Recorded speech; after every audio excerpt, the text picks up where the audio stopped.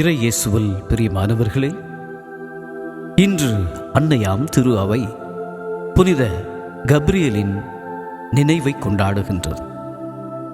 கிபி 1838 மார்ச் 1ஆம் தேதி சாந்தே ஆக்னஸ் தம்பதியினருக்கு மகனாக பிறந்தவரே பிராங்கிஸ் சாசென்ட்ரி. சிறு வயதிலிருந்தே ஆலய வழிபாடுகளிலும் ஆன்மீக காரியங்களிலும் மிகுந்த அக்கறையோடு செயல்பட்டு வந்தார்.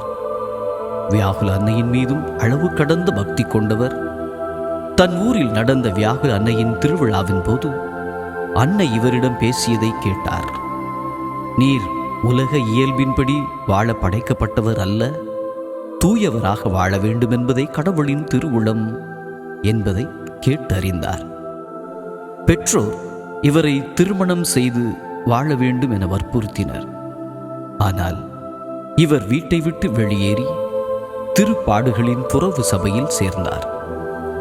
குடும்பத்தினரும் உறவினர்களும் தடுத்த பிறகும் தனது நிலைப்பாட்டில் மிக உறுதியாக நிலைத்து நின்றார்.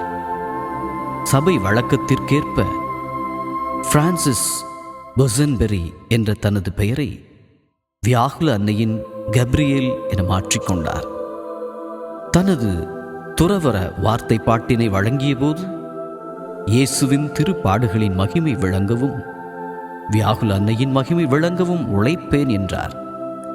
இயேசு அன்னை மரியா மீது மிகுந்த அன்பை வெளிப்படுத்தி கொண்டே இருந்தார்.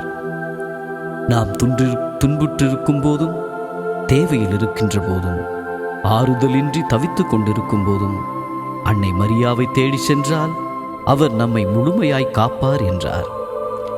நமது நிலையை பார்க்காது நாம் எப்படிப்பட்டவராயினும் நம்மை அன்பு செய்வார். அன்னை மரியாவை பற்றி தனது அனுபவத்தையும் சிந்தனைகளையும் புத்தகமாக தொகுத்து வெளியிட்டார்.